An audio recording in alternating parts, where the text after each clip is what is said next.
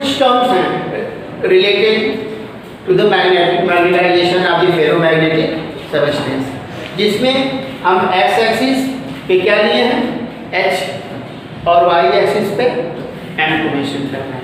H क्या है? Magnetic field intensity है, और M जो है मैग्नेटाइजेशन ऑफ द फील्ड नहीं, और मैग्नेट है मैग्नेटाइजेशन, मतलब मैग्नेटिक सबस्टेंस में उसको रखते हैं तो उसका कितना मैग्नेटाइजेशन हो रहा है कितना नहीं। अब इसके लिए फेरोमैग्नेटिक सबस्टेंस और पैरामैग्नेटिक सबस्टेंस में दोनों एक दूसरे के सिमिलर हैं, लेकिन एक में पैरामैग्नेटिक सबस्टेंस है तो उसमें जो मैग्नेटिक पावर जो है वो वीकली होता है, यानी फेबल, और इसमें फेरोमैग्नेटिक में वो वैल्यू क्या होती है स्ट्रांग, उसका मैग्नेटाइजेशन भी होता है जो स्ट्रांग होता है, लेकिन पैरामैग्नेटिक का होता है वो क्या होता है वीक होता है। इसके लिए अगर हम क्या करते हैं किसी भी मैग्नेटिक सबस्टेंस को दैट मींस फेरोमैग्नेटिक सबस्टेंस को अगर हम किसी मैग्नेटिक फील्ड में उसको मैग्नेटाइजेशन के लिए रखते हैं या किसी भी मैग्नेटाइजिंग फील्ड में मैग्नेटाइजेशन के लिए रखते हैं तो मैग्नेटाइज होगा। क्या होगा, कैसे होगा? इसके लिए अगर मैग्नेटिक इंटेंसिटी H जिस फील्ड में रखा जा रहा है मैग्नेटाइजेशन के लिए, अगर उसको हम क्या कर रहे हैं intensity of the magnetic if we vary the magnetic intensity H of the magnetisation field the intensity of the magnetisation M and the magnetic flux density B in ferromagnetic substance do not vary linearly with H। जैसे हम smoothly H की value को magnetising field को increase कर रहे हैं, उसको क्या कर रहे हैं इंक्रीज कर रहे हैं, तो फेरोमैग्नेटिक सबस्टेंस के लिए जो मैग्नेटाइजिंग फील्ड है मैग्नेटाइजिंग फील्ड M जो है वो वैल्यू जो होती है स्मूथली इंक्रीज नहीं करती, स्मूथली नहीं कर रही है, दैट मींस दोनों का डायरेक्ट रिलेशन नहीं, एक इंक्रीज करने पे इंक्रीज कर रहा है, ये वैल्यू एक है जो कि स्मूथ हो रहा है। अगर इस ग्राफ पे आप H को मेंशन कर रहे हो, इसमें M को मेंशन कर रहे हो, तो ये दोनों जो कांस्टेंट है इन दोनों की वैल्यू जितना इसको करेंगे कांस्टेंट के रूप में H M directly proportional to क्या है H है, लेकिन इसका जो कांस्टेंट है क्या था साइन था ना H, ये वैल्यू जो है कांस्टेंट नहीं है, वो फिक्स नहीं है।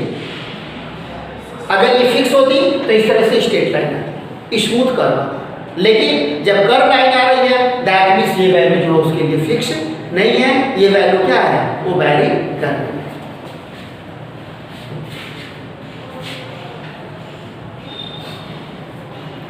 In other words, susceptibility M by H and the permeability B by H. M by H और permeability mu, relative permeability mu r, ये वैल्यू क्या है B अपॉन H। ये दोनों रेशियो जो है of the substance are not constant but vary with H and also depend upon the part history of the substance। वो vary करेगा, वो फिक्स नहीं। अगर वो कांस्टेंट लाइन है स्ट्रेट लाइन आती तो ये रेशियो क्या होता कांस्टेंट होता, लेकिन वो कांस्टेंट नहीं है, इसलिए वो स्मूथ कर्व नहीं आएगा। क्या आएगा कर्व आएगा, स्मूथ ग्राफ नहीं होगा, एक कर्व होगा जो क्या करेगा, जैसे ओम्स लॉ ओमिक कर्व एक स्ट्रेट लाइन आ रहा था, लेकिन नॉन ओमिक कर्व जो था वो क्या था कर्व लाइन था, तो उस तरह से एक स्ट्रेट लाइन में फॉर्म नहीं करेगा। ऐसा क्यों? क्योंकि ये म्यू और एफ ससेप्टिबिलिटी और परमिबिलिटी ये दोनों वैल्यू जो है वो डिपेंड कर रही है किस पे, उस मटेरियल पे जिसे हम उस मैग्नेटिक फील्ड में रख करके मैग्नेटाइज कर रहे हैं। वो भी उसके वो पहले क्या नेचर था, पहले उसका नेचर क्या था, उसके पास नेचर पे जब आप उसको मैग्नेटिक सबस्टेंस बना दिए, उसको मैग्नेटाइजेशन उसका स्टार्ट हो गया, तो उसके पहले वो क्या था, उससे तो वैल्यू क्या कर रही है, उस पर डिपेंड कर रही है। The variation in magnetisation M with the variation in magnetic field intensity H। अगर हम इससे क्या करते हैं, मैग्नेटिक फील्ड H की वैल्यू को हम कंटिन्यूसली इंक्रीज करते हैं, उसकी वैल्यू क्या कर रहे हैं, इंक्रीज कर रहे हैं। तो ये भी इंक्रीज होगा अगर उस सबस्टेंस को मैग्नेटिक फील्ड में प्लेस कर रहे हैं तो मैग्नेटाइज होगा, लेकिन वो इस तरह से स्ट्रेट लाइन हमको नहीं मिलेगी। ये क्या होगी, एक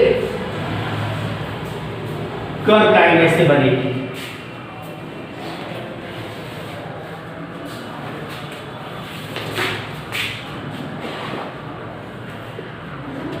इस तरह से क्या होगा,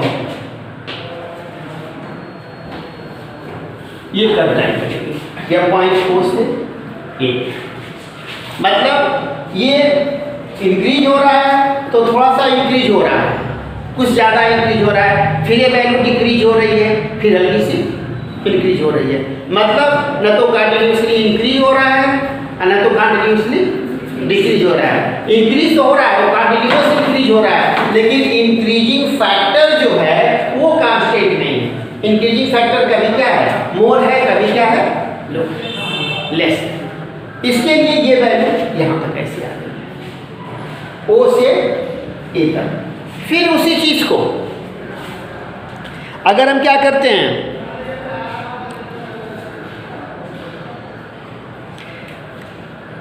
इस कंडीशन में जब H की वैल्यू क्या है, 0 है, जब H की वैल्यू क्या है, 0 है, तो M भी क्या है, 0 है। जैसे जैसे इंक्रीज किया वैसे ये भी मैग्नेटाइजेशन भी क्या हुआ, उसका इंक्रीज करता चला गया। लेकिन वो जो लाइन मिली हमको वो कर्व लाइन मिली, स्ट्रेट लाइन नहीं मिली।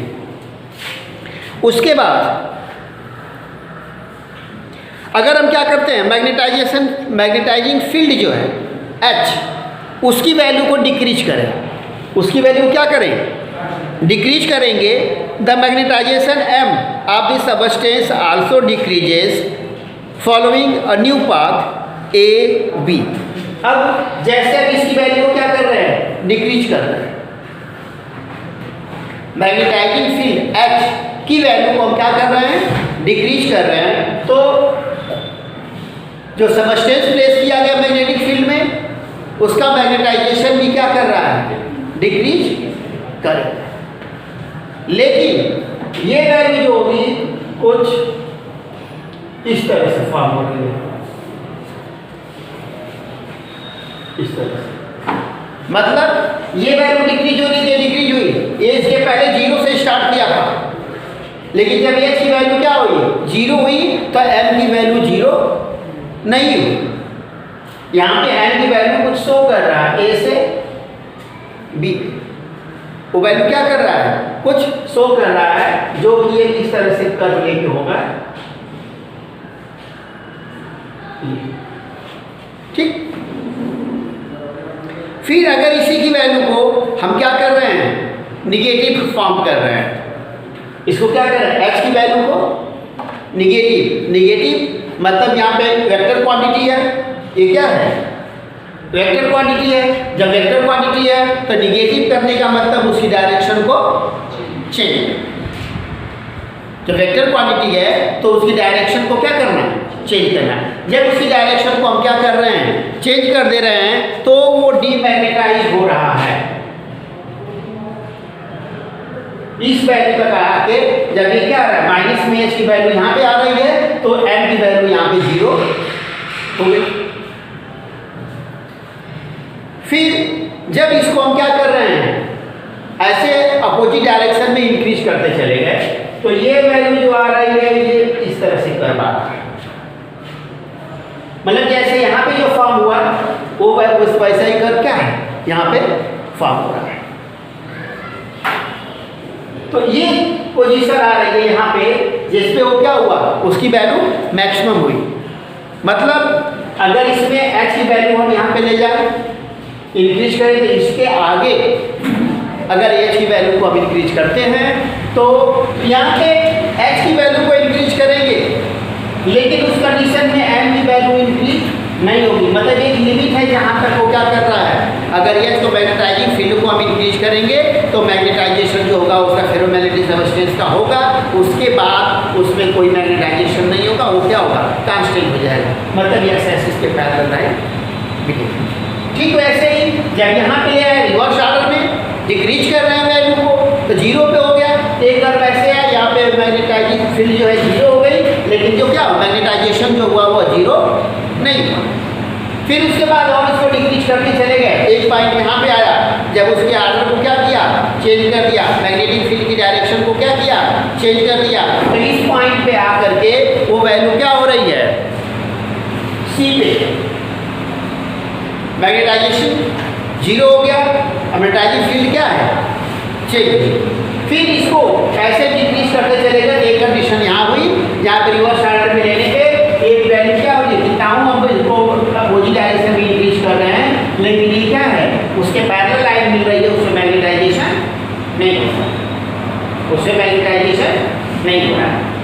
फिर इसके बाद जब इसको फिर से रिवर्स ऑर्डर में चलते हैं, किस ऑर्डर में चलते हैं, रिवर्स ऑर्डर में चलते हैं, तो ये वैल्यू जो है इस तरह से मिलती है, इस तरह से। ठीक, मतलब जैसे रिवर्स ऑर्डर में आने के बाद ए बी सी ये वैल्यू डी, यहाँ पे ई और ये क्या है एफ। तो पहले हम क्या कर रहे हैं, ओ से ए पे गए, ओ से कहाँ पे गए, ए पे गए, एच इंक्रीज किया, एम भी इंक्रीज करता चला। एक पॉइंट आया जिसके बाद अगर हम क्या कर रहे हैं, एच को इंक्रीज कर रहे हैं, तो एम की वैल्यू में कोई इंक्रीमेंट नहीं होगा। ठीक, जब उसको रिवर्स ऑर्डर में लेके आ रहे हैं, तो जैसे हम कंटिन्यूअस इंक्रीज किए मैग्नेटाइजिंग फील्ड को, तो फिर वो क्या कर रहे हैं, हम उसको डिक्रीज कर रहे हैं।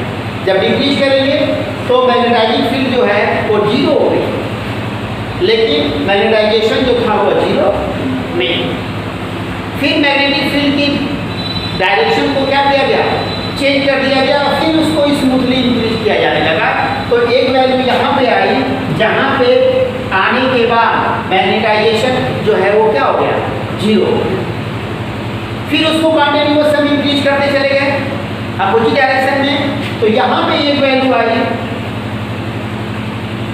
जहाँ पे आने के बाद फिर से उसमें मैग्नेटाइजेशन में कोई इफेक्ट नहीं हो रहा है। मैग्नेटाइजिंग फील्ड कंटिन्यूअसली इंक्रीज हो रही है अपोजिट डायरेक्शन में, लेकिन मैग्नेटाइजेशन पावर जो है उसमें कोई चेंजिंग नहीं। तो फिर वहाँ पर जब कोई चेंजिंग नहीं, फिर से उसको रिवर्स ऑर्डर में लेके जाया गया। तो रिवर्स ऑर्डर में फिर से मतलब अपोजिट डायरेक्शन में जो वैल्यू कंटिन्यूअस हम इंक्रीज कर रहे थे उसको क्या करना शुरू कर दिए, डिक्रीज करना शुरू कर दिए।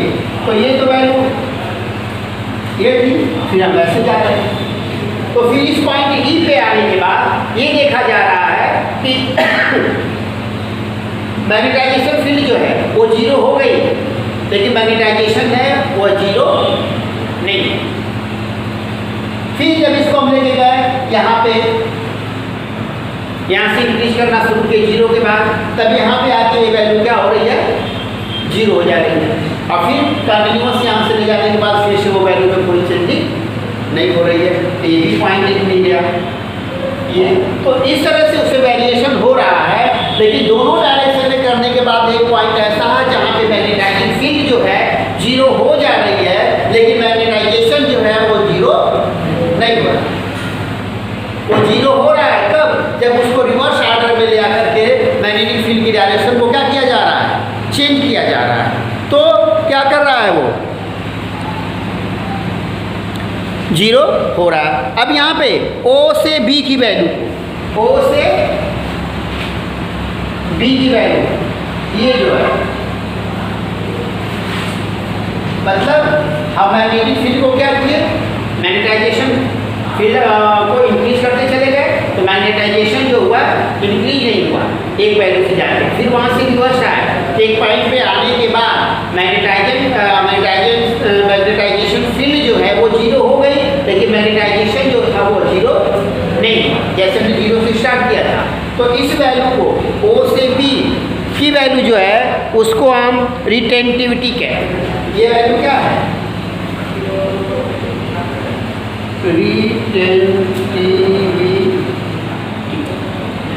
इसे क्या कहते हैं? रिटेंटिविटी कहते हैं। और फिर इसके बाद ये वैल्यू सी पे आई, जहाँ पे क्या हुई वो जीरो हुई, तो ओ सी को इसको ये ओ से सी की वैल्यू जो है इसको कहा गया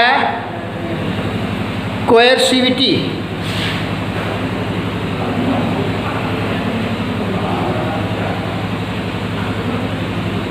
कोएर्सिविटी हुई। अब इसमें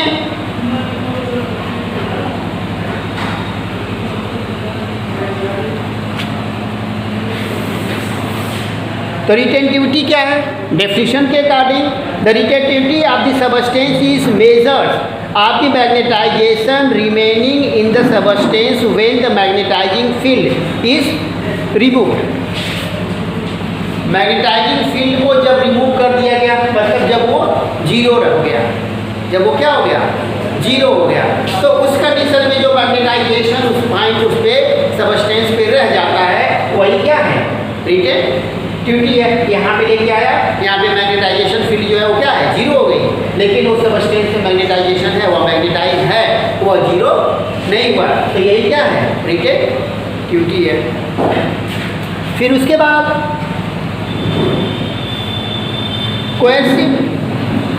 कोएर्सिविटी, और उसी में एक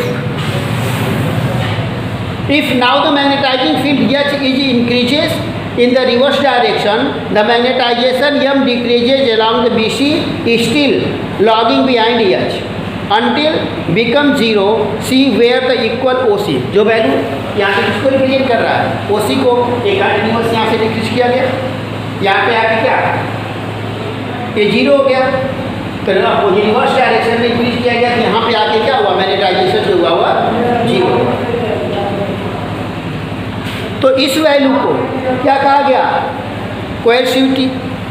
वही क्या है? कोएर्सिविटी है। अब इसमें मेन तो ये ऐसा क्यों हुआ?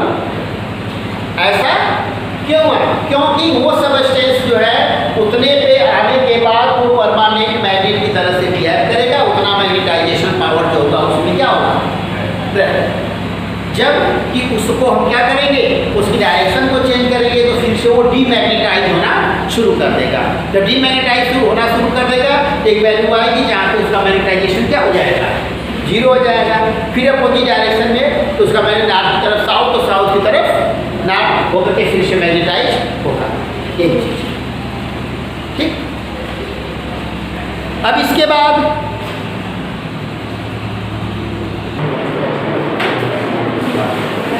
इलेक्ट्रोमैग्नेट। इलेक्ट्रोमैग्नेट क्या है? इससे पहले हम लोगों ने क्या कहा था? लूप के बारे में पढ़ा था। लूप के बारे में पढ़ा था ना? तो लूप के बारे में जब पढ़ा था, मतलब एक कॉइल को सर्कुलर लूप बनाया गया, उसे करंट फ्लो कराई गई, तो वह as a bar magnet behave कर रहा था। As a bar magnet behave कर रहा था ना, तो उसमें पोलराइजेशन या पोल जो फॉर्म हो रहे थे, नॉर्थ पोल या साउथ पोल, उसको हम कैसे डिटेक्ट कर रहे थे? क्लास 10 में पढ़े हैं, क्लॉक फेस रूल। तो यहीं पे अगर इस क्वार्टर को हम क्या करें? किसी भी इंसुलेटर के ऊपर या क्वाइल में बना दिया, तो इस तरह से जो बिहेव करेगा, ये क्या करेगा? ये as a bar magnet behave करेगा, जिसके एक पोल पे ये अंदर से आ रहा है और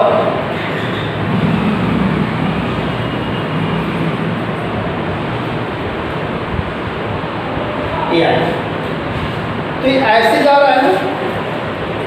तो अगर इस फेस को हम देखते हैं तो क्लॉकवाइज डायरेक्शन में होगा। किस क्लॉक डायरेक्शन में होगा? जब क्लॉकवाइज डायरेक्शन में होगा तो यहाँ पे कौन सा पोल आएगा? और इस पे ना। तो यहाँ पे ये क्वारल या इसको क्या कहा गया, सोलेनॉइड। तो इसकी फील्ड को, ये क्या है, इलेक्ट्रोमैग्नेट है, ये क्या है, इलेक्ट्रोमैग्नेट है। इलेक्ट्रिक करंट को फ्लो करा के हमने क्या किया, मैग्नेटिक फील्ड को क्रिएट किया या एक मैग्नेट को फॉर्म किया। अब इस मैग्नेट के ड्यू टू क्या है, अब इस मैग्नेट की मैग्नेटाइजेशन पावर को, मैग्नेटिक फील्ड की इंटेंसिटी को हम क्या कर सकते हैं, इंक्रीज या डिक्रीज कर सकते हैं। जैसा मैग्नेट चाहिए वैसे मैग्नेट का कंस्ट्रक्शन हम कर सकते हैं। कैसे कर सकते हैं, इस वायर के थ्रू, कंडक्टर के थ्रू या कॉइल के थ्रू फ्लो होने वाली करंट की इंटेंसिटी को इंक्रीज करें। दूसरा, नंबर ऑफ टर्न को इंक्रीज करके। और तीसरा, इसके अंदर अगर हम सॉफ्ट आयरन कोर को रख देंगे तो इसका मैग्नेटाइजेशन जो होगा और स्ट्रांग हो जाए। ठीक, तो इस इलेक्ट्रोमैग्नेट कैसे बना और उसकी मैग्नेटिक फील्ड इंटेंसिटी को हमें इंक्रीज या डिक्रीज करना है, तो वो कैसे करेंगे।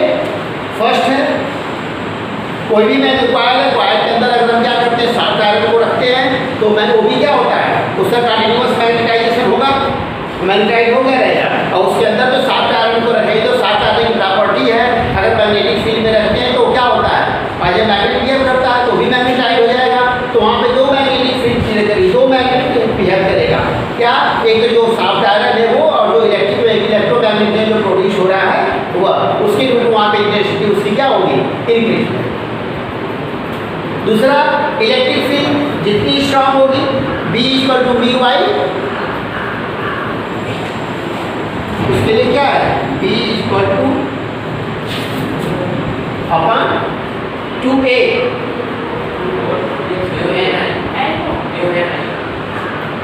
तो ये वो एक सिंगल के लिए भी बता रहा है, 2A। ये क्या है, उस लूप की रेडियस। तो अगर ये सिंगल के लिए है तो यहाँ पे B डायरेक्टली प्रोपोर्शनल है किसके, करंट इतनी ज़्यादा फ्लो होगी, मैग्नेटिक फील्ड वहाँ पे उतना ज़्यादा क्रिएट होगी। अगर ये सिंगल के लिए है, अगर यहीं पे नंबर ऑफ टर्न क्या करें, अगर ये दिया जाता है पर यूनिट लेंथ, तो टोटल लेंथ के लिए एम, तो ये करके जो टोटल मैग्नेटाइजेशन होगा, मैग्नेटिक फील्ड क्रिएट जो होगी वो क्या होगी, μ0 N I/2 अगर कोई सॉफ्ट आयरन को उसके अंदर इंसर्ट कर देगा तो उसकी वैल्यू क्या होगी, और ज़्यादा इंक्रीज कर जाएगी। तो जैसे भी शेप में हमें क्या करना है, मैग्नेट बनाना है, हार्शू मैग्नेट बनाना है, तो हम क्या करें, इस तरह से उसको शेप कर लें और इस पर क्या करें, वायर को लपेटें और फिर उसके करंट को हम क्या करें, फ्लो कराएं। तो जो भी मेडिकल फील्ड में या इंडस्ट्रियल फील्ड में जो मैग्नेट का यूज किया जाता है वो हम परमानेंट मैग्नेट का यूज नहीं करते, वहाँ पे क्या किया जाता है, इलेक्ट्रोमैग्नेट का यूज किया जाता है। उसमें इसका यूज कैसे किया जाता है, इंडस्ट्री में मैग्नेटिक सबस्टेंस आयरन वगैरह हैं, उनके बड़े बड़े कुंडे को, लॉक्स को क्या किया जाता है, लोडिंग के लिए भी मैग्नेट का यूज़ किया जाता है। और उनके कत्तर जैसे छोटे छोटे बुरादे हैं पूरी फील्ड में स्प्रेड हुए रहते हैं, तो उसको क्या करने के लिए, कलेक्ट करने के लिए भी इसका यूज किया जाता है। ठीक, अब इसके बाद मेडिकल फील्ड में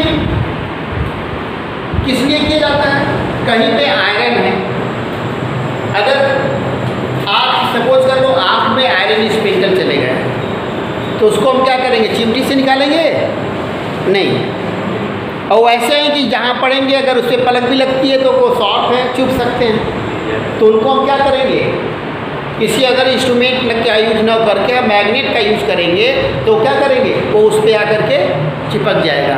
तो उस पर ये होगा कि फोर्स लगेगा, कम फोर्स लगेगा, तो उस पर उसके मैग्नेटिक पावर को हम इंक्रीज या डिक्रीज कर सकते हैं। उसमें करंट की इंटेंसिटी को इंक्रीज करके उसकी कंटिन्यूअस उसकी इंटेंसिटी को क्या करेंगे, इंक्रीज करेंगे, तो उसका मैग्नेटिक फोर्स क्या होगा, इंक्रीज हो जाएगा। एक कंडीशन ऐसी आएगी तो क्या करेगा, उसे अपनी ओर अट्रैक्ट और वो उससे बाहर आ जाएगा।